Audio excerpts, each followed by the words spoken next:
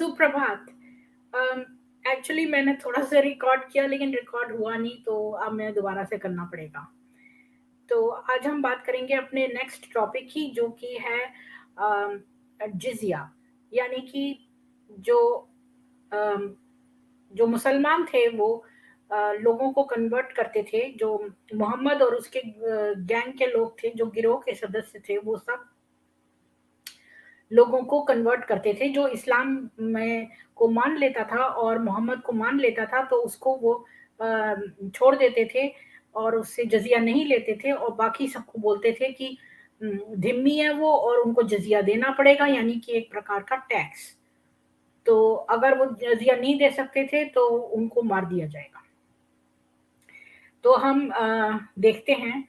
सबसे पहले मैं आपको कुछ दिखाऊंगी हदीसें जो कि आपको ऑनलाइन अब नहीं मिलेंगी, क्योंकि वो हैं ही नहीं, उन्हें डिलीट कर दिया गया है और उन्हें गायब कर दिया गया है।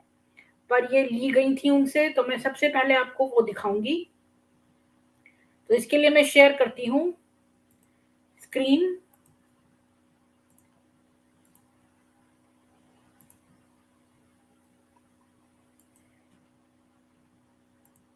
तो ये पढ़ते हैं हम सही बुखारी की वॉल्यूम 4 की chapter 88। Narrated Ibn Umar that the Prophet said, "My livelihood is under the shade of my spear, and he who disobeys my orders will be humiliated by paying jizya."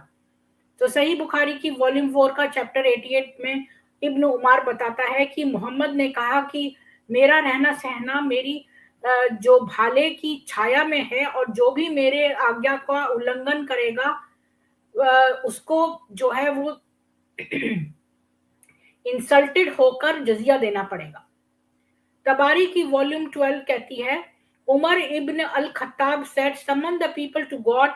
Those who respond to your call, accept it from them, but those who refuse must pay the poll tax out of humiliation and lowliness. If they refuse this, it is the sword without leniency. Fear God with regard to what you have been entrusted." तो तबारी का volume 12 बताता है कि उमर बिन अल Khattab ने कहा कि बुला के लाओ, पकड़ के लाओ उन सब लोगों को गॉड के पास, दोस्त जो तुम्हारे इस्लाम में मान जाए, तो उनसे तुम ले लो, उन्हें तुम एक्सेप्ट कर लो, पर जो अगर पोल टैक्स ना दे और बहुत निचलेपन और बहुत दीन होकर और जो ना दे उनसे उनको उनको पोल टैक्स देना पड़ेगा बहुत दीनता से। और अगर वो देने से मना कर दे तो तुम्हारी जो तलवार है उससे कोई भी रियायत नहीं बरती जाएगी। और अल्लाह से डरो और देखो कि तुम पे क्या रिस्पॉन्सिबिलिटी डाली गई है। इब्न इशाक पेजेस 956 और 962 बोलते हैं कि Mohammad said, "He who withholds the jizya is an enemy of Allah and his apostle." तो इब्न इशाक के पेज 956 और 962 बोलते हैं कि मोहम्मद कहता है कि जो भी जजिया ना दे तो वो अल्लाह का और मोहम्मद का दुश्मन है। Sahih Muslim 4294. It has been reported that from Sulaiman bin Bureda through his father that the messenger of Allah said, "If they refuse to accept Islam, demand from them the jizya. If they agree to pay, accept it from them and hold off your hands. If they refuse to pay the tax, see Allah's help and fight them." तो सही मुस्लिम का 4294 बोलता है कि सुलेमान बिन बुरैदा बोलता है कि उसने अपने पिता से सुना कि जो मोहम्मद है उसने कहा कि जो भी इस्लाम को नहीं कबूलते उनसे जिजिया लो, और अगर वो दे देते हैं जिजिया तो उनसे ले लो और अपने हाथ पीछे कर लो, और अगर वो जजिया देने से मना कर दे तो अल्लाह की मदद लो और उनसे लड़ो। कुरान 9:29 कहता है कि fight those who do not believe in Allah or in the last day and who do not consider unlawful what Allah and his messenger have made unlawful, and who do not adopt the religion of truth from those who were given the scripture. Fight until they give the jizya willingly while they are humbled. तो कुरान के 9वें chapter, ये तो हमने हदीस से देखा, अब देखते हैं कुरान में क्या कहता है। उसका जो 9वां चैप्टर का 29th वर्स है वो कहता है कि उनसे मत लड़ो नहीं, मतलब उनसे लड़ो जो अल्लाह में विश्वास नहीं करते और जो आखिरत में विश्वास नहीं करते और जो अल्लाह और मोहम्मद ने मना किया उसको अनलॉफुल नहीं समझते और जो रिलीजन ऑफ ट्रुथ को नहीं मानते, तो उनसे लड़ो जब तक कि वो जजिया दे और बहुत दीनता से। तफसीर Ibn Kathir, the most respected तफसीर ऑफ कुरान, कहती है पेइंग जिजिया इज अ साइन ऑफ कुफ्र एंड डिस्ग्रेस। तो तफसीर इब्न कथीर कहती है कुरान की कि जजिया देना एक चिन्ह है, कुफ्र की निशानी और कलंक की निशानी है।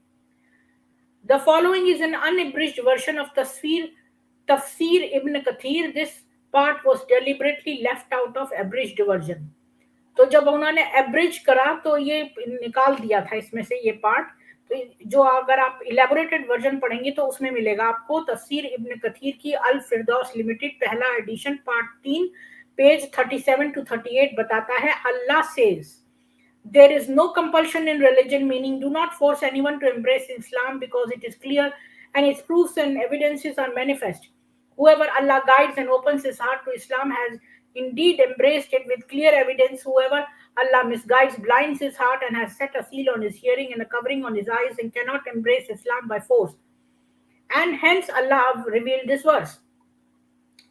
तो यहाँ तो ये अल्लाह कह रहा है कि कोई भाई कंपल्शन नहीं है रिलीजन में कि किसी को जो है तुम फोर्स मत करो, क्योंकि जो अल्लाह ने ही उस गाइड करता है, जिसको वो देना चाहता है वो जो सबूत है बहुत हैं तो वो उसको एम्ब्रेस कर लेता है, और जिसको अल्लाह भटकाना चाहता है तो वो उसके दिल को जो है अंधा बना देता है और उसके जो सुनने की शक्ति उस पर सील लगा देता है और उसकी आंखों को वो कवर कर देता है ताकि वो इस्लाम ना माने।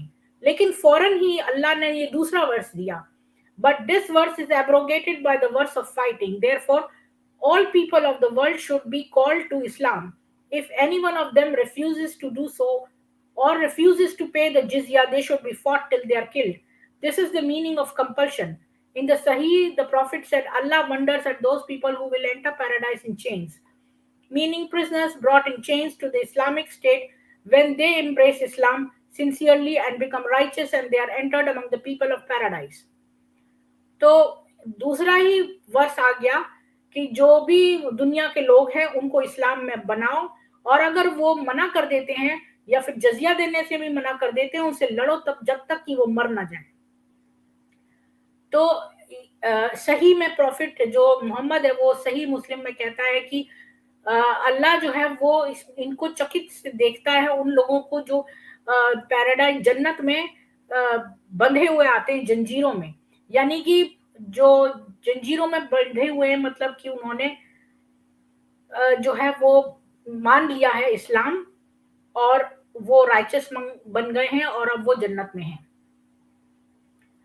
तो अब हम देखेंगे कि सही बुखारी की जो मेरे पास एक्चुअल जो उसकी किताब है उसको खोल के देखेंगे कि जो इनकी असली ऑथेंटिक किताब है उसमें क्या लिखा है। तो उसके लिए मैं आपसे शेयर करती हूँ सही Bukhari.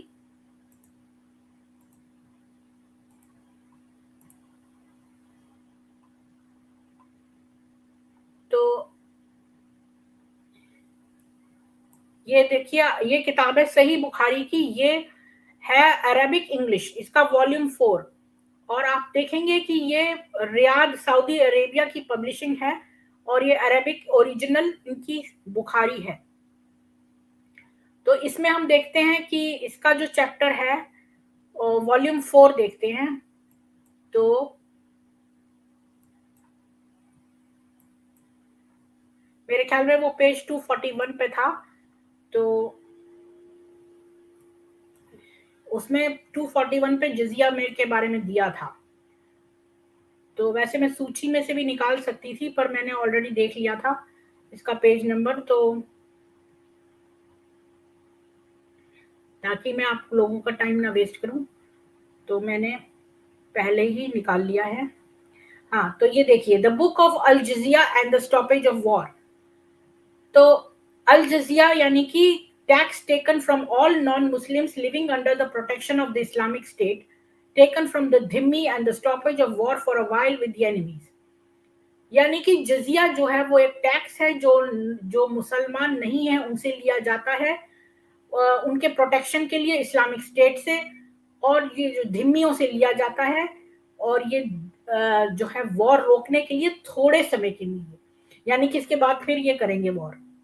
And the statement of Allah, fight against those who believe not in Allah, nor in the last day, nor forbid that which has been forbidden by Allah and His Messenger Muhammad, and those who acknowledge not the religion of truth among the people of Scripture, Jews and Christians, until they pay the jizya with willing submission and feel themselves subdued. इसका मतलब है कि ये जो statement है ये अल्लाह का है, ऐसा मोहम्मद बताता है कि उनसे फाइट करो, उनसे लड़ो. इन ये जो 4 लोग हैं, एक जो अल्लाह में विश्वास नहीं करते, दूसरे जो आखिरात में विश्वास नहीं करते, तीसरे जो भी अल्लाह और मोहम्मद ने मना किया है उसको वो मना नहीं मानते, और जो भी इस्लाम को एक्नॉलेज नहीं करते उनसे, और जो जजिया नहीं देते विलिंगली और बहुत दीन और नीचे पे बैठकर नहीं देते, उनसे तुम लड़ो. और and what has been said regarding the taking of jizya from the Jews, Christians, Magians and non-Arab infidels. तो उनके बारे में क्या कहा गया है जिजिया लेने के बारे में? यहूदी, ईसाई, मैगियंस और जो अरब नहीं थे ऐसे काफिरों के बारे में क्या कहा है? Narrated Ibn Abi Naji, I asked Mujahid, why are the Syrians charged 4 dinars as jizya while the Yemenites are charged 1 dinar only? Mujahid replied, this jizya has been fixed on the basis of the degree prosperity. तो अब अभी निजी ने पूछा मुजाहिद से कि जो Syrian है वो तो 4 दिनार देते हैं जजिया, जबकि यमेनाइट तो 1 दिनार देते हैं. तो मुजाहिद ने कहा कि ये उनकी अमीरी पे फिक्स करा गया है कि कौन कितना देगा. तो ये पूरा चैप्टर ही इसके बारे में है कि अब ये बता रहे हैं कैसे ये जमजम के कुएं पे बैठे थे. तो ये इस बारे में डिस्कस कर रहे थे कि जो मैगियंस हैं वो क्या उनसे शादी करेंगे जो ऐसे उनके रिश्तेदार हैं जो कि नॉन मुस्लिम है. तो उन्होंने कहा कि वो जो है नहीं करेंगे. और पहले तो उमर जजिया नहीं लेता था मैगियन काफिरों से, पर बाद में अब्दुल रहमान ने कहा कि जजिया लेना है क्योंकि मोहम्मद ने जजिया लिया था मैगियन से, हजर के जो मैगियंस थे उनसे लिया था, तो इस करके उमर को भी लेना चाहिए. तो ये सबसे लेते थे.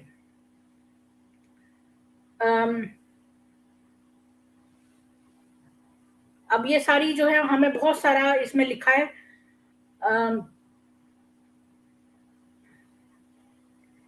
तो Umar sent the Muslims to great countries to fight अल मुशरिकान. तो जुबैर बिन हैया ने कहा कि उमर ने जो है मुसलमानों को बहुत सारे देशों में भेजा. अल मुशरिकान उन्होंने एक टर्म दे दिया है जो उसमें पॉलिथिस्ट, पेगन्स, मूर्ति पूजक और जो न मानने वाले हैं उन अल्लाह के और मोहम्मद के, तो उनको एक शब्द दे दिया अल मुशरिकान. तो जब when al mushrikan embraced Islam, Umar said to him, I would like to consult you regarding these countries which I intend to invade.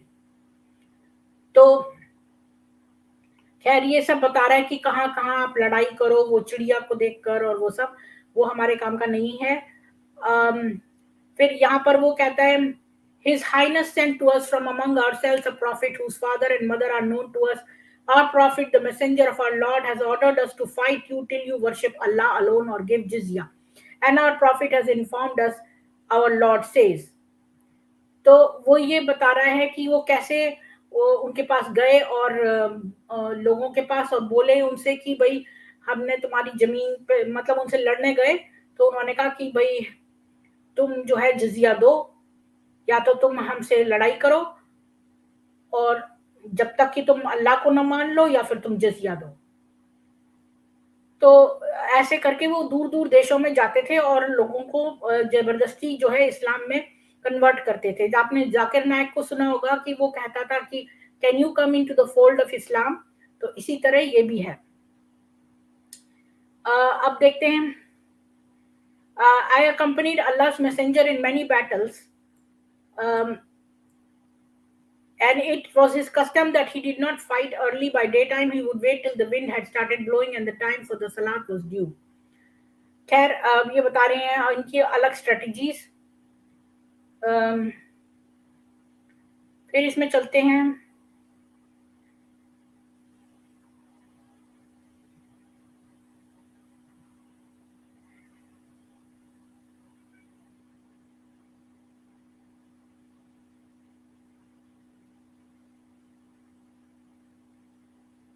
तो अबू हुरैरा कहता है, while we were in the mosque the prophet came out and said, let us go to the Jews.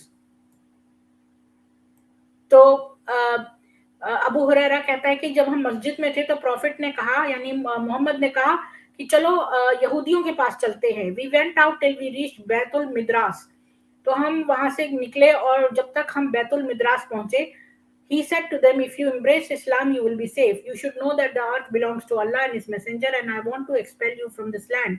So if you anyone amongst you owns some property, he is permitted to sell it. Otherwise you should know that the earth belongs to Allah and his messenger.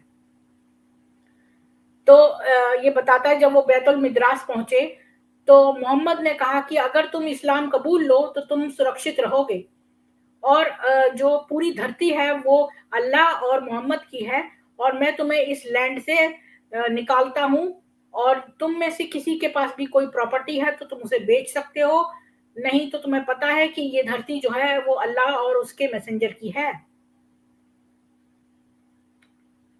अब prophet ने कहा, order them to do 3 things.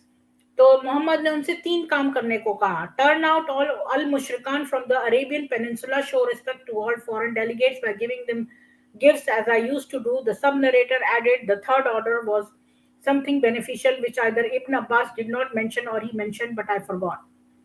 तो जो बता रहा है, ये कहता है कि मोहम्मद ने 3 चीजें करने को कहा। एक तो उसने कहा कि जितने भी अल मुशरिकान हैं, जितने भी पेगन्स और जो मूर्ति पूजक हैं, पॉलिथिस्ट हैं, यहूदी हैं, जू हैं, ज़ोरास्ट्रियन, जितने भी काफिर हैं, उनको जो है अरब से निकाल दो बाहर। और दूसरा है कि जो फॉरेन डेलीगेट आए उनको तुम गिफ्ट दो। और तीसरी बात वो भूल गया।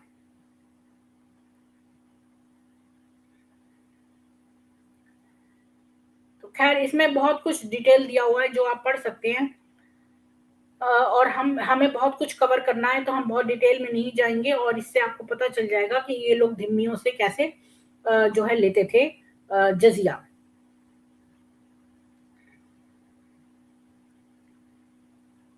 फिर ये देखेंगे, मेकिंग पीस विद अल मुशरिकान, polytheists, pagans, idolaters, and disbelievers in the oneness of Allah and His Messenger Muhammad, and the reconciliation with them by means of money or other means, and in the sin of the person who does not fulfill the terms of the treaty. तो मतलब कि जो है इनसे piece कर लो, तो इनसे पैसे लेकर पीस कर लो। जितने भी मुशरिकान हैं इनसे पैसे ले लो और पीस कर लो।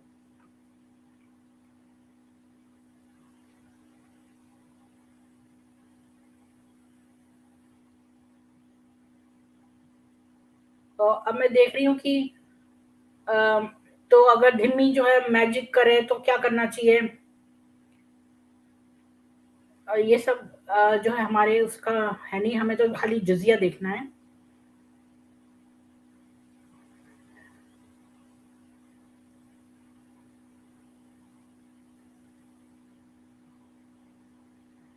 तो भाई जो ट्रेचरस होगा उसको ये मार देंगे, अगर वो जजिया नहीं देगा तो उसे मार देंगे।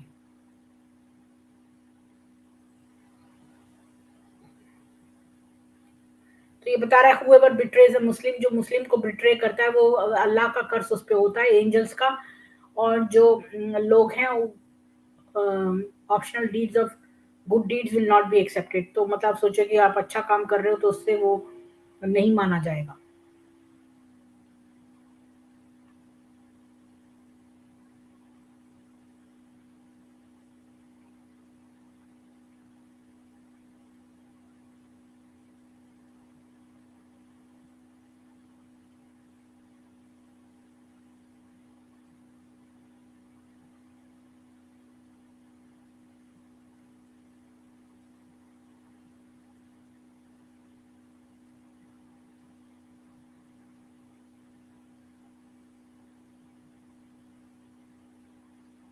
तो ये बता रहा है पीस ट्रीटी जो है वो 3 दिन तक रखें या कोई फिक्स पीरियड करें वगैरह वगैरह।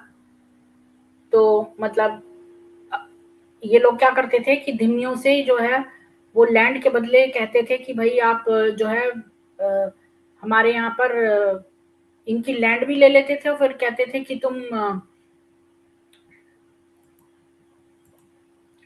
तुम जो है इसमें कल्टीवेट करो और जो इसका प्रोड्यूस होगा उसका जो है आधा हम ले लेंगे। तो अब हम अपने नेक्स्ट उस पर चलते हैं कि ये लोग जिजिया कैसे डिमांड करते थे। तो मैं आपको बहुत सारी स्लाइड्स दिखाऊंगी इसके बारे में, बहुत सारी हदीसें दिखाऊंगी, तो वो हम शेयर करते हैं।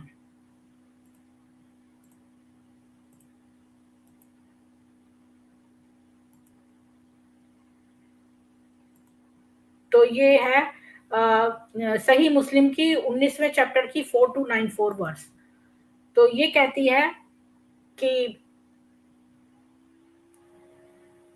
if they refuse to accept Islam, demand from them the jizya. तो अगर वो इस्लाम नहीं कबूलते तो उनसे जजिया लो। If they agree to pay, accept it from them and hold off your hands. अगर वो देते हैं तो उनसे ले लो और अपने हाथ पीछे कर लो। If they refuse to pay the tax, seek Allah's help and fight them. और अगर वो टैक्स नहीं देते तो अल्लाह की मदद लो और उनसे लड़ो।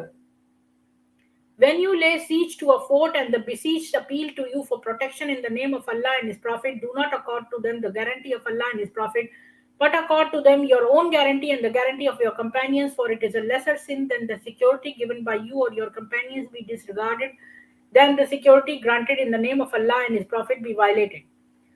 तो ये कह रहा है अगर तुम किसी किले पे फतह करो और जो तुम उसको प्रोटेक्ट करो तो अल्लाह के नाम से और उस मोहम्मद के नाम से मत प्रोटेक्शन दो, बल्कि अपने गारंटी पे और अपने कंपेनियंस की गारंटी पर दो, क्योंकि ये एक कम पाप है जो कि जो है तुम्हारे कंपेनियंस को जो तुम और तुम्हारे कंपेनियंस देंगे, बजाय कि अल्लाह और प्रॉफिट को जो है वो तुम वायलेट करवाओ। यानी कि जब तुम्हें कसम खानी हो तो अपनी खाओ, न कि अल्लाह की या मोहम्मद की। When you besiege a fort and the besieged want you to let them out in accordance with Allah's command, do not let them out in accordance with His command, but do so at your own command, for you do not know whether or not you'll be able to carry out Allah's behest with regard to them. यानी कि अगर तुमने किला फतेह कर लिया और वो लोग अंदर हैं और वो बाहर जाना चाहते हैं, तो तुम उन्हें अल्लाह के कमांड पे बाहर मत जाने दो, बल्कि अपने कमांड पे, क्योंकि तुम्हें नहीं पता कि तुम अल्लाह का जो है वो ऑर्डर कर पाओगे कि नहीं। तो जो भी कहना है वो अपने उस पर कहो, अपने बलबूते पे। फिर हम देखते हैं कि कुरान की 9वें चैप्टर की 29 वर्स, ये हम पहले भी पढ़ चुके थे। Fight against such of those who has been given the scriptures as believe not in Allah, not the last day, and forbid not that which Allah hath forbidden by his messenger, and follow not the religion of truth until they pay the tribute readily being brought low. यानी कि उन सब से लड़ो जिनको कि जो है स्क्रिप्चर दिया गया है और जो अल्लाह में या आखिरात में बिलीव नहीं करते, और जो भी अल्लाह ने मना किया है या जब मोहम्मद ने मना किया उसमें उसको वो मना नहीं मानते, और वो रिलीजन ऑफ ट्रुथ को फॉलो नहीं करते जब तक कि वो ट्रिब्यूट यानी जजिया ना दे दे और बहुत नीचता पे आके ना दे। फिर हम अगली देखते हैं कि जो जजिया लेते हैं ये ज़ोरास्ट्रियंस से, इससे पहले क्रिश्चियन और ज्यूज से ये जजिया लेते हैं। तो इसके लिए हम चलते हैं अबू दाऊद की 20वें चैप्टर की 20वें किताब की हदीस number 121। A man reported from Bakr bin Waliya on the authority of his maternal uncle as saying, I said, Apostle of Allah, may I levy title on my people? He replied, tithes are to be levied on Jews and Christians. तो एक आदमी बोला बकर बिन well से अपनी जो मामा की authority से कि मैंने कहा कि मैं यानी मोहम्मद नहीं, आई सेड भाई मोहम्मद, क्या मैं जो हूं वो टैक्स लगा सकता हूं अपने लोगों पे? तो मोहम्मद ने बोला कि टैक्स जो है वो जू और क्रिश्चियन पे लगाना, यानी कि मुसलमानों पे मत लगाना बल्कि जूस और क्रिश्चियंस पे लगाना। अब देखते हैं क्या ये जिजिया ज़ोरास्ट्रियन से भी लिया गया।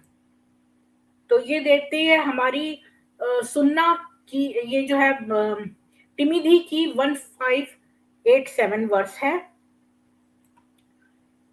तो narrated Bajala that Umar would not take the jizya from the Zoroastrians until Abdur Rahman bin Auf informed him that the Prophet took jizya from the Zoroastrians of Hajar. तो बजाला ने बताता है कि उमर जो है वो जिजिया नहीं लेता था ज़ोरास्ट्रियन से जब तक कि अब्दुल रहमान बिन औफ ने उसे बता नहीं दिया कि जो मोहम्मद है वो ज़ोरास्ट्रियंस, हजर के जो ज़ोरास्ट्रियन से उनसे मोहम्मद लेता था जिजिया। तो उमर भी अब लेने लगा, जो कि वो पहले नहीं लेता था। अब कितना जजिया लेते थे ये लोग, इसके लिए चलते हैं सही बुखारी की चैप्टर नंबर वॉल्यूम 3 बुक 39 और नंबर 521 पे। Narrated by Abdullah bin Umar, the prophet concluded a contract with the people of Khaybar to utilize the land on the condition that half the products of fruits or vegetables would be their share.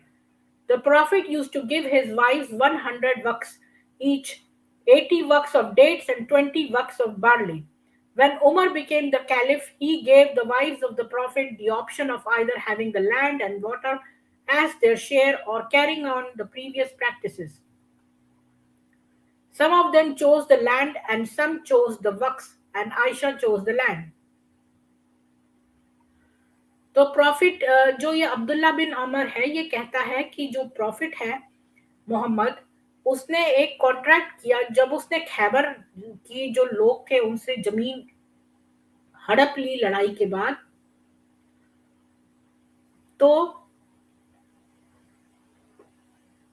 उसने एक condition रखी उनपे कि वो लोग अगर कम जमीन पे फसल उगाएंगे तो जो उसका आधा प्रोड्यूस है, जो फल और सब्जियां उगेंगी, वो मोहम्मद और उसके गिरोह को मिलेंगी। मोहम्मद जो है अपनी बीवियों को 1000 वक्स देता था, जिसमें से 80 वक्स जो है खजूर होते थे और 20 जो बारले होते थे। पर जब उमर खलीफा बन गया तब उसने प्रॉफिट की बीवियों को एक लैंड का ऑप्शन भी दिया, जमीन का, और आयशा ने जमीन चुनी। तो एक और देखते हैं इसमें, ये है हदीस नंबर 524। इब्न उमर कहता है, Allah's apostle gave the land of Khaybar to the Jews on the condition that they work on it and cultivate it, and he gave half and be given half of its yield. तो जो मोहम्मद था उसने जो खैबर की land थी वो cultivate करने के लिए यहूदियों को दे दी कि वो इसमें अनाज उगाएंगे, और जो भी फल सब्जियां उगाएंगे उनका आधा जो है भाग वो मोहम्मद और उसके गिरोह को मिलेगा।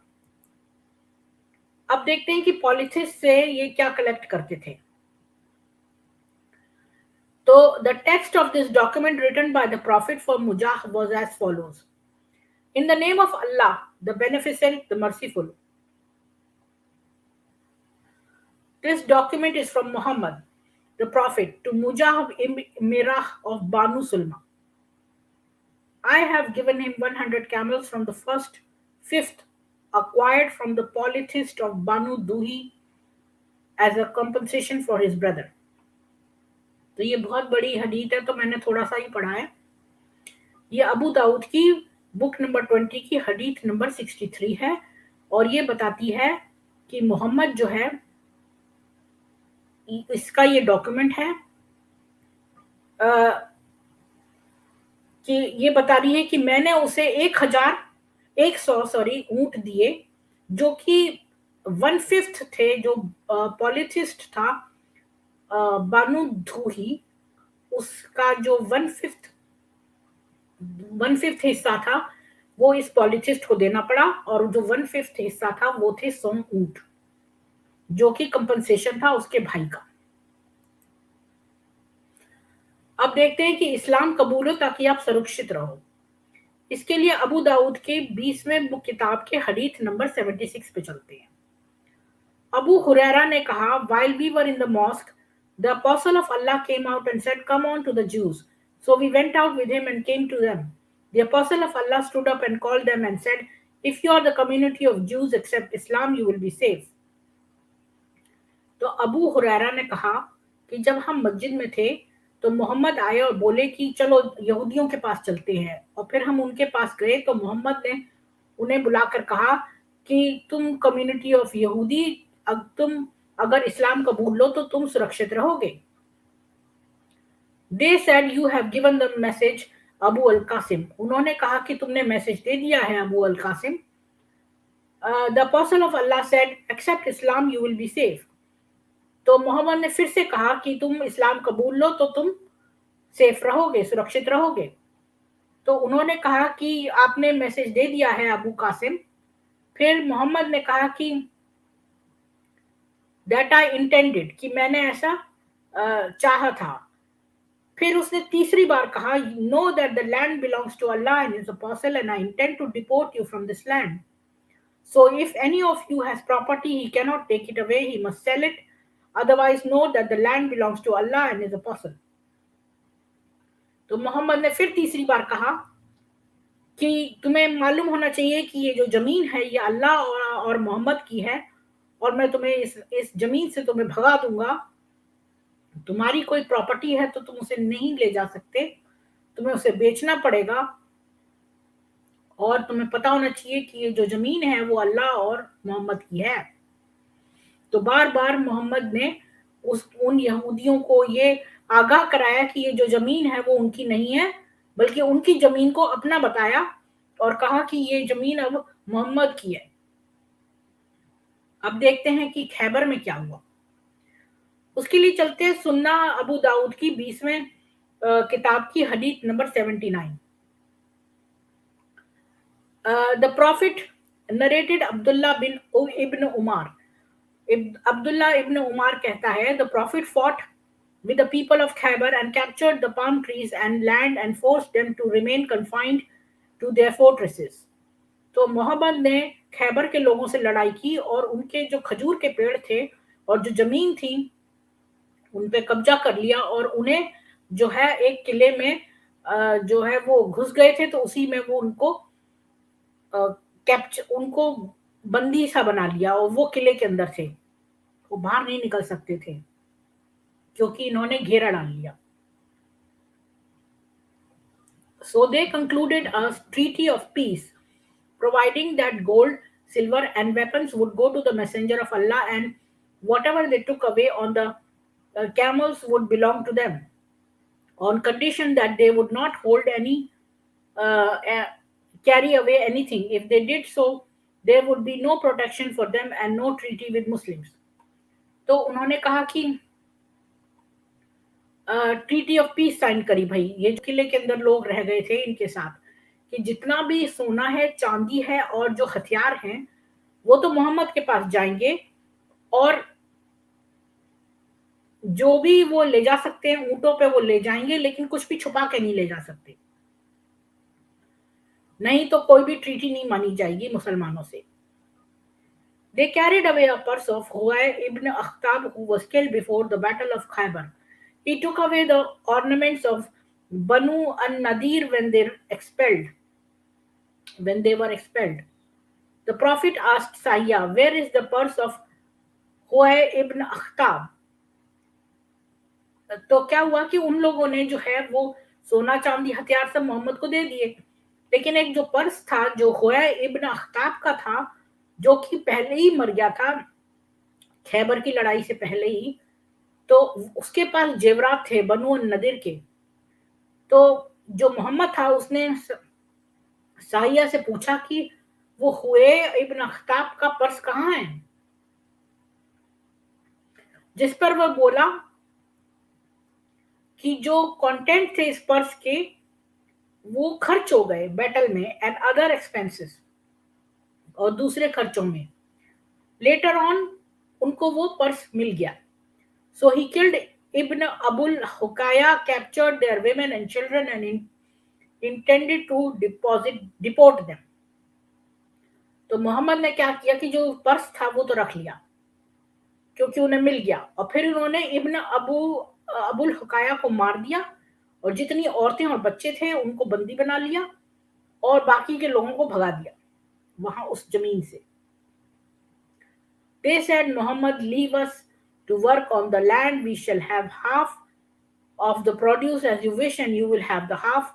The Messenger of Allah used to make a contribution of 80 works of dates and 20 works of wheat to each of his wives. फिर उन्होंने कहा कि भाई हमें यहाँ पर कल्टीवेशन करने दो और हम आपको आधा प्रोड्यूस दे देंगे जैसा कि आप चाहते हो.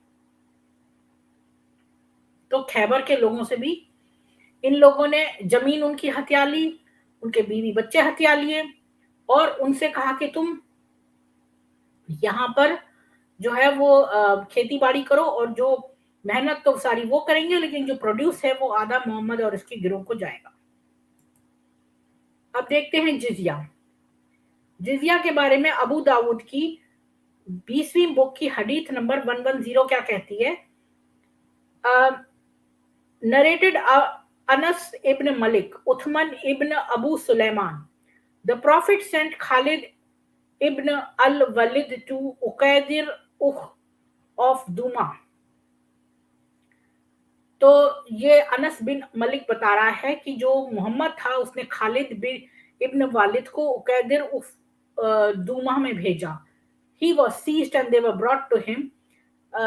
तो उसे पकड़ लिया गया और उसे मोहम्मद के पास लाया गया. He spared his life and made peace with him on condition that he should pay the jizya. तो उसने जो है वो उसके साथ पीस कर ली कि भाई मुझे मत मारो, मैं तुम्हें जिजिया दूंगा यानी पोल टैक्स. तो यहाँ पर ये वर्ड जिजिया हमें पता चलता है कि जो है मोहम्मद जो है वो जान बख्श देता था अगर कोई पोल टैक्स दे तो. अब एक और एग्जांपल देखते हैं. सुना अबू दाऊद का 20वें चैप्टर का किताब का हदीस नंबर 117. नरेटेड अब्दुल्ला इब्न अब्बास. तो अब अब्दुल्ला इब्न अब्बास कहता है कि a man belonging to Usbadian of the people of Bahrain who were the Magians of Hajar came to the Messenger of Allah and remained with him for some time and then came out and asked him. I asked him, what have Allah and his Messenger of Allah decided for you? He replied, evil. I said, silent. He said, Islam or killing. Abdur Rahman ibn Auf said he accepted jizya from them. Ibn Abbas said the people followed the statement of Abdur Rahman ibn Auf and they left that which I heard from the Usbadi. तो ये अब्दुल्ला इब्न अब्बास कहता है कि एक आदमी था जो कि उसबाइदीन जो है वो बहरीन के लोगों को बिलोंग करता था. तो वो बहरीन के लोग जो थे वो मैगियंस थे हजर के. तो एक बार वो मोहम्मद के पास आए और उसके पास कुछ समय रुके और फिर वो बाहर आए. तो मैंने उनसे पूछा कि जो अल्लाह और उसका जो नबी है उसने तुम्हारे लिए क्या डिसाइड किया? तो उसने कहा कि ईवल मतलब कि शैतानियत. तो मैंने कहा चुप. तो उसने कहा इस्लाम या मरो. तो अब्दुल्ला इब्न औफ ने कहा कि उसने जजिया जो है वो कबूल कर लिया. और इब्न अब्बास बोला कि इसके बाद जितने भी लोग थे उन्होंने अब्दुल रहमान की उस स्टेटमेंट को फॉलो किया. ऐसा मैंने उस बदी से सुना है. तो आपने देखा कि कैसे वो जो है वो जजिया जो है वो दिया उसने. तो वो या तो मरो, इस्लाम लो या फिर मरो. तो फिर उसने बीच का रास्ता ले लिया जिजिया का. तो अगर आप अब देखते हैं सुन्ना अबू दाऊद की 20वें चैप्टर की हदीस नंबर 126. ये चैप्टर कहती है कि अगर कोई धिम्मी मुसलमान बन जाए तो फिर. Narrated Abdullah ibn Abbas. The Prophet said jizya is not to be levied on a Muslim. तो इब्न अब्बास बोला, अब्दुल्ला इब्न अब्बास बोला कि मोहम्मद ने कहा है कि जजिया जो है वो मुसलमान को नहीं लेना. यानी कि ये खाली जो नॉन मुस्लिम है उनसे लिया जाता था. तो अब हम अगले में चलते हैं, जिसमें कि एक एक दबे हुए खजाना, अगर आपके घर से खजाना निकले तो क्या करना है। तो सुन्ना अबू दाऊद की 20वें चैप्टर की 20वें बुक की हदीथ नंबर 158। तो उसको अर रिकाज कहते हैं। जो गड़ा हुआ धन होता है उसको अर रिकाज कहते हैं। तो Abu Huraira narrated Abu Huraira, the Prophet said 1/5 is payable on buried treasure। तो अबू हुरैरा कहता है कि मोहम्मद ने कहा कि 1/5वां हिस्सा उस गड़े धन का मोहम्मद का होगा। अब जो है हम चलते हैं, अब हम चलते हैं कि जो ये जो जजिया वगैरह लेना था, ये लोग जो है आधा कल्टीवेटेड लैंड ले लेते थे, मतलब खेती बाड़ी उनकी जमीन पे कब्जा कर लिया और अब उन्हें रहने दिया वहां पर, अगर वो जो है खेती बाड़ी करके उन्हें आधा प्रोड्यूस न दे दें। हाँ पहलवी नमस्ते, और कुलदीप सिंह नमस्ते। तो जो धिम्मी थे वो उनको जो है ये जजिया देना पड़ता था और इससे उनकी जान सुरक्षित रहती थी। लेकिन आप धीरे धीरे जानेंगे कि ये जजिया कितना था।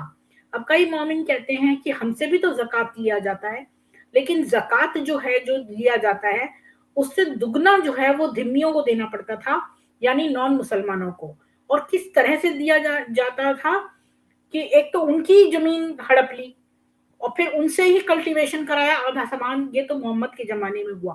फिर आगे चल के हमने देखा कि औरंगजेब, अकबर और फिर औरंगजेब, ये सब लोग जो है जजिया लगाते थे और हिंदुओं पे जो जजिया होता था वो डबल होता था, जो जो मुसलमानों पे से लेते थे टैक्स ज़कात का, उससे डबल जो है वो धिम्मियों से लेते थे ये जजिया। और ये मुंह में थूक के और बहुत गंदी तरीके से लेते थे, ये हम आगे देखेंगे। तो अब हम चलते हैं, जो औरंगजेब का अखबारात है उसका मैं शेयर करती हूँ आपसे।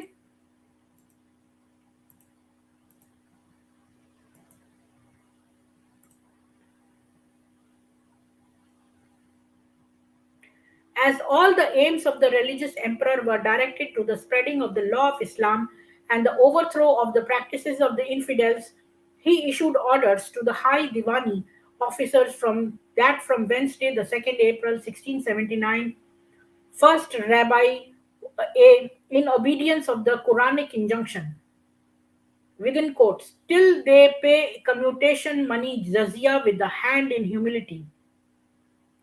And in agreement with the canonical traditions, jizya should be collected from the infidel zimmis of the capital and the provinces. Many of the honest scholars of the time were appointed to discharge the work of collecting jizya. May God actuate him to do that which he loves and is pleased with and make his future life better than the present.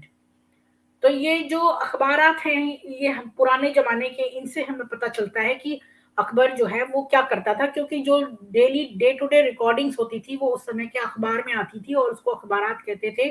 और वो आज भी मौजूद है हमारे जो documentation archaeological survey of India रखती है उसमें ये मौजूद हैं और ये उसमें से लिया गया है। और ये बता रहा है कि ये अखबार जो है 2 अप्रैल 1679 का था और ये कहता था टिल दे पे कम्यूटेशन मनी, जब तक कि वो जजिया ना दे दे और बहुत दीनता से ना दे दे, इन एग्रीमेंट जो उस समय के रिवाज थे उनके अनुसार। और जजिया जो है वो इनफिडल्स यानी कि जो मुसलमान नहीं हैं, के न मानने वाले हैं, जिम्मी, उनसे न केवल राजधानी में बल्कि जो प्रोविंसेस हैं उनमें भी लिया जाएगा। और जो ऑनेस्ट स्कॉलर्स थे उस समय के, उनको लगाया गया इस काम में कि वो जजिया जो है वो कलेक्ट करेंगे। और तो ये इससे हमें पता चलता है कि जो औरंगजेब था उसके टाइम के जो अखबार आते हैं वो सब बताते हैं कि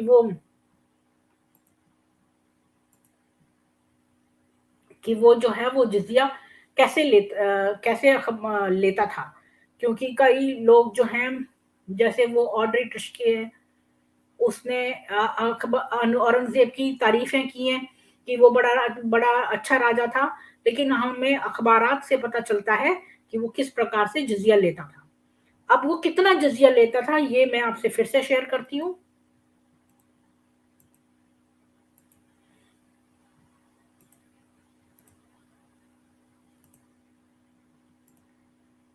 तो ये जादूनाथ सरकार की किताब है, जिसमें कि उन्होंने लिखा है कि जो एक्चुअल लोग थे उस समय, उनके रिकॉर्डिंग से उन्हें पता चला है कि the rate of taxation were fixed at 12, 24 and 48 dirhams a year for the three classes respectively of rupees 3 2 by 3 and rupees by 3. On the poor, the incidence of the tax was at least 6% of the gross income. तो ये कह रहा है कि जो taxation का rate था वो 3 लोगों में फिक्स किया गया था, जो गरीब, मिडिल क्लास और अमीर। तो जो 12, 24 और 48 दिरहम्स का, तो ये 3/1/3 और 6 2/3 और 13 1/3। तो जो सबसे गरीब थे, उनका on the poor therefore the incidence of the tax was at least 6% of the gross income. तो जो गरीब थे उनका जो टैक्स था वो 6% था उनकी ग्रॉस इनकम से। और जो मिडिल क्लास थे, दैट रेंज फ्रॉम 6 to 14 पर केस। तो मिडिल क्लास था वो 6 to 14 था, और in the rich it was lighter than 2.5 per thousand। तो जो रिच थे उनका जो था वो कम था 2.5 पर थाउजेंड पे। तो in violation of the modern canons of taxation, the jizya hit the poorest portion of the population hardest. It could not be less than rupees 3 1 by 3 of a man, which was the money value of 9 mounds of wheat flour at the average market price at the end of the 16th century. तो ये बता रहा है कि जो जजिया जो था वो गरीब के लिए हार्डेस्ट था, क्योंकि कितना भी कम क्यों ना हो, ये 3 1/3 एक आदमी पे आता था, जो रुपए 3 1/3 है, और इतने रुपए में 9 मोंड जो है वो गेहूं आ जाता था मार्केट प्राइस पे। तो ये एन ए अकबरी में दिया होगा। The state therefore at the lowest incidence of the tax annually took away from the poor man the full value of 1 year's food as the price of religious indulgence. तो जो state थी, यानी जो सरकार थी, वो सालाना जो थी वो एक गरीब आदमी के पूरे साल का जो खाने का जो खर्चा था वो उसे जजिया में ले लेती थी। Secondly, all government officials were exempted from the tax, though they were the wealthiest members of the respective classes in the society. और दूसरी बात ये है कि जो भी गवर्नमेंट के कर्मचारी थे वो एग्जेम्प्ट थे, उन्हें नहीं ये जजिया देना पड़ता था, जबकि वो अमीर होते थे। तो जो सबसे गरीब होता था उसे सबसे ज्यादा हिट होता था, क्योंकि वो जो है पूरे साल का जो खाने का जो उसका एक्सपेंस था वो सारा उसको जजिया में देना पड़ता था। तो अब आपको पता चला कि ये कितना ज्यादा जजिया जो है वो लगाते थे।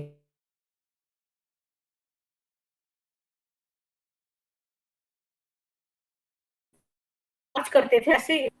तो इसके लिए मैं आपसे शेयर करती हूँ।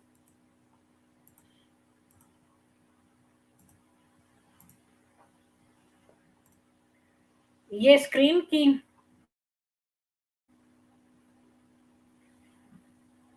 in Futuhat-e-Firoz Shahi by Sheikh Abdul Rashid, one can read the following.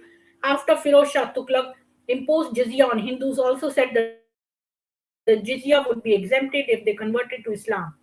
तो फुतूहत फिरोज शाही में शेख अब्दुल रशीद ने ये पढ़ा कि जो फिरोज शाह तुगलक था उसने हिंदुओं पे जजिया लगाया, और अगर ये जजिया माफ था अगर वो मुसलमान बन जाते हैं, इस्लाम को अपना लेते हैं, तो उनके लिए माफी थी इसकी। The Hindus thronged in clusters after clusters and groups after groups and were glorified by the glory of Islam. And likewise, to this day of ours, they came from far and wide, embraced Islam, and jizya is off from them. तो वो बताता है कि जो हिंदू थे वो बहुत बड़ी तादाद में और बहुत जो है वो उन्होंने इस्लाम धर्म कबूल कर लिया, और बहुत दूर दूर से आया और बहुत ज्यादा तादाद में, और जिजिया जो है उनसे हटा दिया गया। Kashmir had a unique situation where Sikandar Butshikan levied both zakat and jizya upon Hindus, which obviously multiplied the economic miseries manifold. And Amir Khusro writes about jizya being a hatch for the dhimmis. Did the dhimmis not enjoy the concession of the Sharia, all trace of the Hindus would vanish root and branch. तो कश्मीर जो अब बहुत सारी तादाद में हिंदू जो हैं वो इस्लाम धर्म अपना लिया ताकि उन पे जजिया ना लगे, क्योंकि वो गरीब होते जा रहे थे और जजिया को जो देना उनके बर्स में नहीं था।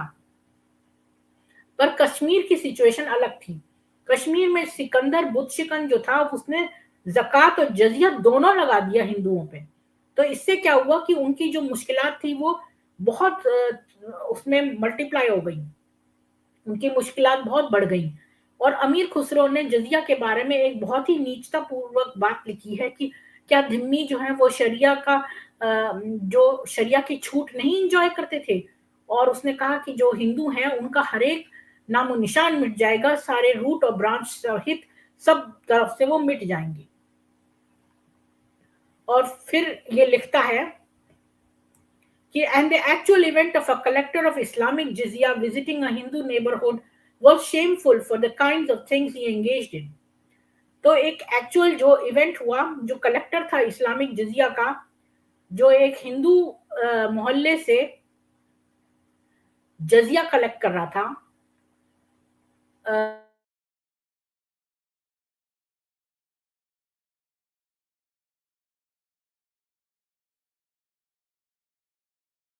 दीन टोल्ड सुल्तान अलाउद्दीन खिलजी, जो कादी मुगद्दीन था उसने अलाउद्दीन खिलजी को कहा, if the jizya collector asks a Hindu for silver, the latter should offer gold in all humility. If the collector wishes to spit into his mouth, the latter should open his mouth without demur, so as to enable the former to spit into it. तो वो अलाउद्दीन खिलजी से कहता है कि अगर जो जजिया collect करने वाला था वो क्या करता था कि अगर वो हिंदू से अगर उसे चांदी लेनी है तो जो अगर वो चांदी मांगेगा तो हिंदू को बहुत दीनता से उसे सोना देना चाहिए। और अगर कलेक्टर जो है उसके मुंह में थूकना चाहे तो हिंदू को अपना मुंह, जो धिम्मी है उसको अपना मुंह खुला रखना चाहिए और बिना कोई मुंह बनाए, बिना हिचकिचाहट के, ताकि वो अलाउ कर सके कि दूसरा उस पे मुंह में थूक ले, जिसको वो मुंह बंद करके आराम से कंज्यूम कर ले। तो ये चीज जो है हमें मिलती है दिया अद-दीन बरानी की तारीख फिरोजशाही में, सैयद अतहर अब्बास रिजवी की सिलेक्टेड स्क्रिप्ट से, खालजी कलीना भारत अलीगढ़ 1955 पेज नंबर 70 से। तो आपने देखा कि किस प्रकार से न केवल धिम्मियों को जो है जिजिया देना पड़ता था, और कई जगहों पे जैसे बहुत सुंदर जगह जैसे कश्मीर वगैरह जहां से ये इनको भगाना चाहते हैं वहां से वो डबल कर देते थे, जक़ात और जिजिया दोनों लेते थे। तो इससे हिंदू जो है दे नहीं पाते थे, और अगर दे नहीं पाएंगे तो या तो वो मुसलमान बनो या फिर वो मरो। तो या तो तुम मरने को तैयार हो जाओ और या फिर तुम मुसलमान बन जाओ। इस कारण बहुत सारे हिंदू जो हैं वो बन गए इस्लाम, जो मुसलमान बन गए।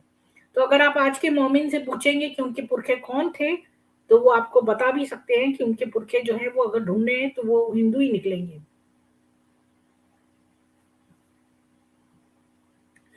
तो अब मैं आपको एक इम्पॉर्टेंट चीज दिखाती हूँ, वो है मेरे पास आर्कियोलॉजिकल सर्वे ऑफ इंडिया का एक्चुअल डॉक्यूमेंट जो है उसकी कॉपी है। तो उससे देखते हैं कि क्या ये तो हमने देखा कुरान से और हदीस से कि धिम्मियों से कैसे ये लोग एक्सक्यूज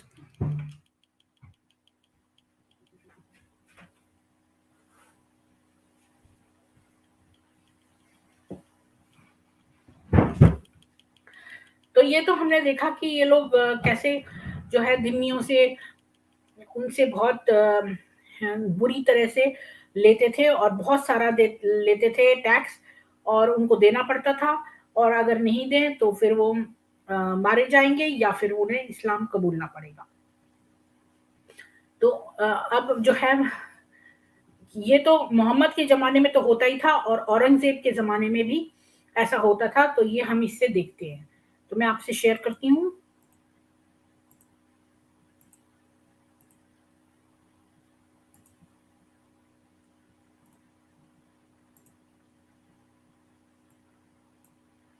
तो ये है आर्कियोलॉजिकल सर्वे ऑफ इंडिया का जो है ऑथेंटिक मैन्युस्क्रिप्ट। तो इसमें देखते हैं कि जिजिया के बारे में क्या लिखा है।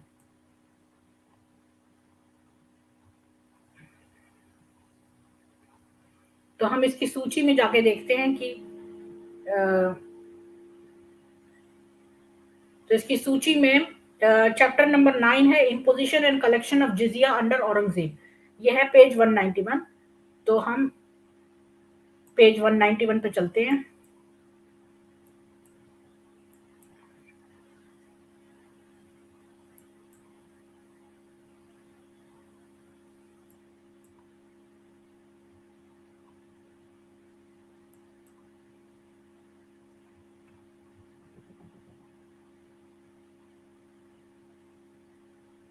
तो ये पूरा चैप्टर है, तो ये बहुत बड़ा चैप्टर है, तो मैं पूरा चैप्टर तो नहीं पढ़ूंगी, पर इसमें से इंपॉर्टेंट पढ़ते हैं। So much has been written on the principles underlying the imposition of the jizya by a Muslim king on his non-Muslim subjects. तो मुसलमान राजा के अपनी नॉन मुसलमान प्रजा के ऊपर जो जिजिया के बारे में बहुत कुछ लिखा गया है। Its origin has been traced, its nature analyzed, and its relation with the general religious policy of the Muslim kings investigated. तो इसका ओरिजिन जो है वो ट्रेस कर लिया गया है, इसका नेचर भी एनालाइज हो गया है, और जो मुसलमान राजाओं की जो रिलीजियस पॉलिसी होती थी उससे कंपेयर किया गया है इसको। But historical origins and theological justification need not tally with the actual practices of a particular king in India or elsewhere. लेकिन जो भी हमें हिस्टोरिकल ओरिजिन मिलता है और जो थियोलॉजिकल जस्टिफिकेशन है, जो हम कुरान या हदीस से देखते हैं, वो एक्चुअली जो राजा वहां का कर रहा था उससे टैली नहीं होता। पर ये कहाँ से मिलेगा? In what follows an attempt in making is made at studying from the official papers the practice and policy followed by Aurangzeb when he reimposed the jizya on the Hindus in April 1679. तो जो actual जो आप हदीस और उसमें से देखते हैं, ये तो आपको जनरल पता ही है कि धिम्मियों को टैक्स देना पड़ता था जो कि जजिया था। लेकिन जो अखबारात हैं वहां उस समय के, उससे एक्चुअल पता चलता है कि वहां के जो राजा थे वो क्या करते थे, और इससे पता चलता है कि औरंगजेब ने दोबारा से इम्पोज कर दिया था जिजिया हिंदुओं पर 1679 में। तो अगर थोड़ा पीछे जाएं तो jizya had been exacted by the Muslim kings of India from the Hindu subjects ever since the Arab conquest of Sindh. जब से अरबों ने सिंध का कॉन्क्वेस्ट किया था तब से ही जिजिया हिंदुओं पे लग रहा था। तो अब हम इसके बारे में बहुत कुछ नहीं पढ़ेंगे क्योंकि ये तो बहुत बड़ा चैप्टर है, तो हम ऐसे पढ़ेंगे तो बहुत देर होगी। तो मैंने ऑलरेडी थोड़ा सा मार्क कर रखा है कि तो एक बार तो इसका जब ये पहली बार आया तो इसका प्रोटेस्ट हुआ। तो जब औरंगजेब अपने हाथी पे जा रहा था तो उसने क्या किया कि for some time Aurangzeb was nonplussed as all efforts at securing a path for him failed. After a delay of an hour or so, he ordered the march to be resumed, trampling underfoot many of the Protestants. Abul Fazl Mamuri, who himself witnessed the incident, tells us that this continued for several days and many lost their lives fighting against the imposition. The jizya is said to have evoked a vigorous protest from Shivaji. तो जो औरंगजेब था वो एक हाथी पे जा रहा था और इसका जिजिया के बारे में जो है ये डेमोन्स्ट्रेशंस हो रहे थे, और जो है उन्होंने पाथ को रोक रखा था। तो औरंगजेब ने इस बात की परवाह नहीं करी और उनके ऊपर हाथी चढ़ा दिया और बहुत लोगों ने अपनी जान गंवाई, और जो सबसे ज्यादा प्रोटेस्ट कर रहा था वो शिवाजी थे। It has been sometimes asserted that the jizya was a substitute for military service which was obligatory on all Muslims. ऐसा भी कई बार माना गया कि जिजिया जो है वो मिलिट्री सर्विस के लिए जो है वो उसका एक खमियाजा था जो इन्हें देना पड़ता था, जो कि मुसलमानों को भी देना पड़ता था। लेकिन ऐसा कहीं पर भी नहीं लिखा गया है कि मुसलमान देते थे, बल्कि ये दिया गया है कि ये हिंदू ही देते थे। अब ये देखते हैं कि एक बार some Hindu officials, including a personal assistant to the provincial Bakshi, a Diwan, and an Amin of the court, had among others delayed the payment of this tax in 1694. तो एक हिंदू ऑफिशियल था जो बख्शी जो था वो अमीन था, उसने इस टैक्स को देने में देरी कर दी। ये 1694 की बात है। One of them pleaded that his Muslim superior was dangerously ill and that on account of his being busy with his affairs, he could not pay the jizya personally and would like to send it by a deputy. तो उसने कहा कि जो उसका मुस्लिम superior था वो बहुत बीमार था, तो इसलिए वो जिजिया नहीं दे पाया, तो वो एक अपने डेप्यूटी को भेज के जिजिया दे देगा। His request was turned down, तो उसकी विनती को ठुकरा दिया गया। He was reminded that paying the jizya was a privilege and payment must therefore be made in person and as humbly as possible. The official came and paid the jizya in person as ordered. तो उसकी जो है विनती को ठुकरा दिया गया कि वो डिप्टी को भेज के जजिया दे देगा, बल्कि उससे कहा गया कि आपको इन पर्सन खुद से आना पड़ेगा, क्योंकि ये आपके लिए एक प्रिविलेज है, यानी कि हम आप पे एहसान कर रहे हैं, इसलिए आपको खुद आके देना पड़ेगा और बहुत दीनता से देना पड़ेगा। तो फिर वो ऑफिशियल आया और उसने जो है जजिया जो है इन पर्सन दिया। अच्छा, अब एक और केस देखते हैं कि जो जयपुर रिकॉर्ड्स हैं मेंशन करते हैं कि on 2 May 1688, postal messengers of Raja Ram Singh were asked to pay the tax when they reached Burhanpur. They refused to pay as they had already made the payment in Jaipur. Their letters were forcibly taken possession of, they were imprisoned and were released only when the matter was brought to the notice of the emperor.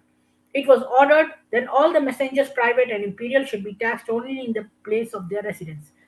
तो क्या बात है कि Jaipur records में ये बात लिखी हुई है कि 2 मई 1688 में कुछ जो है वो जो थे क्या बोलते हैं उनको, पोस्टल वर्कर्स जो थे, डाकिये जो थे राजा राम सिंह के, उनसे जब वो बुरहानपुर पहुंचे तो उनको टैक्स मांगा गया।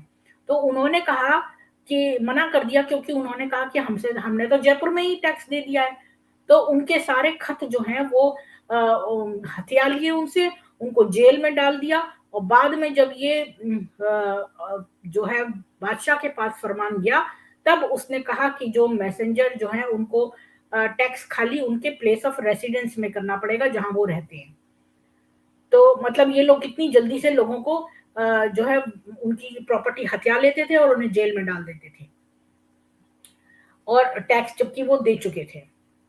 तो 1682 में Hindus of Burhanpur were reported to have made the task of collection of jizya impossible. Mr. Mir Abdul Karim was thereupon appointed Amin of jizya, and horsemen and foot soldiers were attached to his establishment in order to facilitate his work. The Kotwal was ordered to punish the defaulters. So rigorous was his exactions that instead of a total of rupees 26,000 from the whole city, as in the past year, he was able to collect from one half of the city rupees 1,08,000 within 2 or 3 months. It was discovered, however, that his methods were none too popular and he was transferred. तब एक और के बारे में देखते हैं कि 1682 में क्या हुआ कि जो हिंदू थे बुरहानपुर के, उन्होंने रिपोर्ट किया कि कलेक्शन ऑफ जिजिया जो है वो मुश्किल हो रही है इनसे लेने में। तो जो मीर अब्दुल करीम जो है उसको अमीन बनाया गया, जिजिया कलेक्टर यानी, और उसने क्या किया कि घुड़सवार और पैदल के सैनिक जो हैं वो उनकी सहायता से ये काम किया। तो उसने जो है कोतवाल को पनिश किया कि अगर कोई ना दे जो जिजिया तो उसको तुम पनिश करो। तो और उसने इतनी कड़ाई से जो है वो जिजिया लिया कि जो जिजिया 26,000 रुपए पूरी पूरी सिटी में लिया जाता था, पूरी सिटी का रेवेन्यू था 26,000 रुपए पिछले साल का, तो उसने इस आधी सिटी में से ही 1,08,000 2 या 3 महीने में ही कलेक्ट कर लिया, आधी सिटी से वो भी, लेकिन बाद में उसको ट्रांसफर कर दिया गया। तो अब आपको इसमें बहुत सारे डिटेल्स मिलेंगे कि गुजरात में कैसे करा गया, फिर 30,000 और पहले ही कलेक्ट कर लिया गया था, लेकिन फिर भी कलेक्ट करते चले जा रहे थे। और एने अकबरी में भी दिया है कि 20,000 का रेवेन्यू था, अंडर औरंगजेब जो था रेवेन्यू कितना था, और ये सब आपको इसको पढ़ के आपको डिटेल्स पता चलेंगे। द रिचेस्ट परगाना जो थे वो 6,27,868 रेवेन्यू देते थे, और 30,000 तो उनके एक अनआइडेंटिफाइड परगाना से ही आ जाता था। तो इसमें बहुत डिटेल में दिया हुआ है कि कैसे कैसे जो थे कहाँ कहाँ से कितना रेवेन्यू आता था। और मसीर आलमगिरी में भी जो है वो इसमें दिया हुआ है कि कैसे एक आमीन जो है वो सुपरवाइज कर रहा था डेक्कन के प्रोविंसेस को, और 3 तरह के लोग थे। तो प्रॉपर्टी जो जिनके पास असेसमेंट के 3 तरीके थे। एक तो जिनके पास प्रॉपर्टी 200 दिरहम थी, यानी 52 रुपए, या चांदी जो है 51 तोले 10 माशा और 750 दाने जो हैं वो 12 दिरहम, वो 3 रुपए देते थे जिजिया, या फिर 12 दिरहम। और ये है 6% जो है प्रॉपर्टी का आ जाता था। और ये ये इतना जो था, ये इतना ही टैक्स जो था काबिल था कि पूरे सिटी को, पूरे कैपिटल को 20 साल में जो है ये पूरा लोगों को खत्म कर देता। तो मनी ट्रांजैक्शन इनके पास है 10 फरवरी 1704 का, जो कहता है रेट ऑफ इंटरेस्ट था 4% था। इसका मतलब था कि जो गरीब आदमी था उनके पास जिन पे 52 रुपए थे, उनकी जो एंटायर इनकम थी वो जजिया के रूप में चली जाती थी। जो दूसरी क्लास थी उसके पास 52 से 2,500 रुपए होते थे, और वो 24 दिरहम जो है वो जजिया देते थे, यानी 6 या 4 जो है वो जजिया देते थे। और 2,500 के रेट पर 4% जो है वो 100 रुपए बना, तो जजिया जो है 6.5% था। और ये जजिया का रेट लोअर था, जो गरीब था वो ज्यादा दे रहा था, और जिनकी 10,000 दिरहम से ज्यादा प्रॉपर्टी थी वो रिच थे, और उनको 48 दिरहम देने पड़ते थे, चाहे वो कितनी भी इनकम क्यों ना हो, उनको 48 दिरहम देने पड़ते थे। तो जो अमीर थे वो तो पूरा अमाउंट एक लमसम में दे देते थे, और जो मिडिल क्लास के थे वो 1 या 2 इंस्टॉलमेंट में देते थे, और जो पुअर जो थे वो 4 इंस्टॉलमेंट्स में देते थे। और और अगर किसी ने इवेट किया तो उसे 2 सालों का देना पड़ता था। तो ये लोग बहुत ही कड़ाई से और बहुत ही निर्दयता से और बहुत गंदे तरीके से ज़िम्मियों से टैक्स लेते थे। The tax payer was to make the payment personally, और ये भी नहीं कि आप किसी से भिजवा के दे दो, आपको खुद आके बहुत दीनता से और अप्रोच करना पड़ता था एक प्लेटफॉर्म पे जहाँ पे कि कलेक्टर बैठता था, और फिर ये लोग अपना मुंह खोल के, जैसे कि मैंने आपको बताया कि वो थूकता भी था उन पे, इससे उनको मजाक बना के धिम्मियों का उनको बहुत ह्यूमिलिएट करके, उनकी इंसल्ट करके उनको दिया जाता था, उनसे लिया जाता था जजिया। और फिर इसमें आपको सारा देखने को मिलेगा कि जो है इम्पोजिशन और कलेक्शन ऑफ जजिया का, ये 1696 26 जुलाई का है अखबारात। इसमें है कि there is a lot of difference in the interpretation of term. इनके हिसाब से पुअर आदमी, मिडिल क्लास और रिच पर्सन के क्या डिफरेंसेस हैं कि 200 दिरहम या उससे कम जो है वो पुअर आदमी है, और जिसके पास 200 दिरहम और उससे ज्यादा हो पर 10,000 से कम हो वो मिडिल क्लास है, और जिसके पास 10,000 से ज्यादा हो वो रिच है। तो इस तरह इन लोगों ने इसका किया था। और फिर ये भी कहते हैं कि जो जैसे कोई बीमार पड़ा है या कोई ब्लाइंड है उससे जिजिया मत लो। पर ये भी कहते हैं कि अगर कोई नॉन मुस्लिम जो है वो अगर एडल्ट हो जाए, जैसे कोई बच्चा थोड़ा सा एडल्ट हो गया, या फिर कोई स्लेव फ्री हो गया, या किसी सैनिक ने एक नॉन मुस्लिम से शादी कर ली, या कोई बीमार जो है वो अब अच्छा हो गया है, तो उस पर जजिया लगाओ, यानी कि वो उस पर दोबारा से इम्पोज करते थे जजिया। और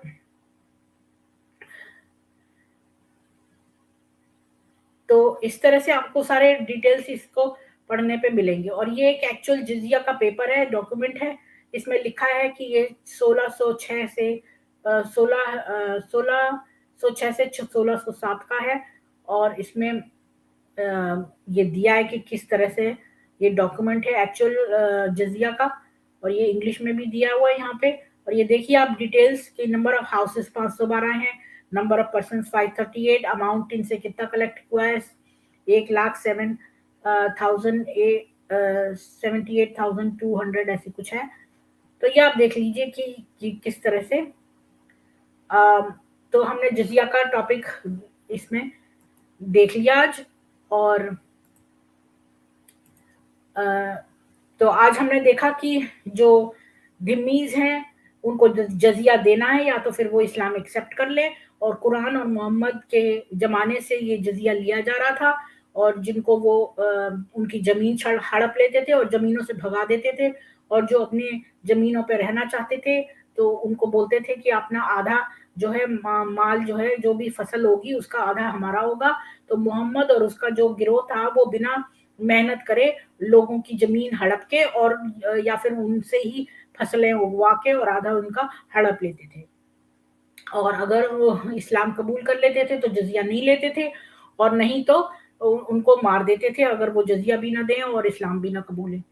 और ये सिलसिला चलता चलता चलता जो है अकबर और हुमायूं बाबर और इनसे होता होता अकबर भी लेवी करता था। उसके जमाने में भी जजिया था। थोड़े समय के लिए जजिया बंद हो गया था लेकिन वो फिर से चालू कर दिया, और उनकी डेट्स भी हम देख सकते हैं। और औरंगजेब के अखबारातों से भी हमें पता चल जाता है कि ये कैसे जो है वो किस हिसाब से गरीबों से ज्यादा जजिया लेते थे। और सुंदर प्रोविंसेस थे कश्मीर, वहां पर डबल जजिया और जकात दोनों देने पड़ते थे। और धिम्मियों को अपना मुंह खोल के और थूक अपने मुंह में लेना पड़ता था जजिया लेने के लिए। और अगर कोई बीमार पड़ जाए और वो ठीक हो जाए तो उसको जजिया देना पड़ता था। कोई यंग बच्चा है अगर वो थोड़ा सा जवान होने लगे तो उसको जजिया देना पड़ता था। तो हर तरीके से जो है वो जजिया, और जब तक वो जजिया देते रहते थे, जब तक वो बचे रहते थे। और जब जिस जिस दिन उनके पास पैसा खत्म हो गया तो फिर वो जजिया, क्योंकि जो एक और भी मैंने इसी में पढ़ा है, क्योंकि मैंने तो पूरे पूरे चैप्टर्स पढ़े, तो एक जगह ये भी लिखा हुआ है कि जो ऊपर के ऑफिशियल्स थे वो सारे मुसलमान ही थे, क्योंकि ये भी एक इंसल्टिंग समझा जाता था कि कोई मुसलमान हिंदू के अंडर में काम करे। तो ऊपर के जितने भी थे वो मुसलमान ही थे। तो ऐसे बहुत कम हिंदू थे जो कि एम्प्लॉयड थे।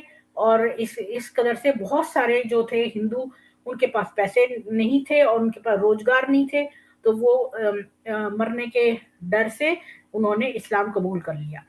और इस तरह से ये धर्म जो है धर्म, सॉरी क्या बोल गई मैं, मजहब, ये मजहब जो है खूनी मजहब, ये तलवार के जोर पर और पैसे लूट लूट के हिंदुओं के और उनकी बीवियों और बच्चों को हड़प के उनकी उनके सारा सामान हड़प के। और मोहम्मद तो इतना ज्यादा गिरा हुआ था और इतना ज्यादा लालची था कि सारी चीजें हड़प के भी वो ले जा रहा था। एक पर्स, तो उससे वो पर्स भी हड़पा लिया उसने और मरवा दिया उसको। और मतलब कि आप सोच लीजिए कि इतना ज्यादा क्या बोलते हैं, धन का लालची, और अपना जो है इस्लाम फैला के और सबको एक जैसा बना के, ताकि उनके ऊपर पावर हंग्री जो बोलते हैं उसको, वर्चस्व की भूख थी। वर्चस्व, सेक्स और धन का लोभी मोहम्मद और उसकी ये शैतानी कल्ट जो है ये चलता रहा। और अकबर और इन सब के जमानों में ये लेते रहे, हिंदुओं को खूब इन्होंने तंग किया, उनको मार डाला, उनसे पैसे लूटे और उनके मुंह में थूका और ये टैक्स कलेक्ट किया। तो आप सबको अपनी हिस्ट्री जाननी चाहिए और ये देखना चाहिए कि ये लोग किस तरह से आपसे निर्दयता से पैसा वसूलेंगे। और अगर ये जरा सी भी पावर में आएंगे, और आशा करती हूँ आपको कुछ इंफॉर्मेशन मिली होगी। और मैं उन सब का स्वागत करती हूँ जो मेरे चैनल पे आए आज। पहलवी जी आपको नमस्ते, और कुलदीप सिंह जी आपको नमस्ते। और कोई भी मेरे साथ चैट करना चाहता है तो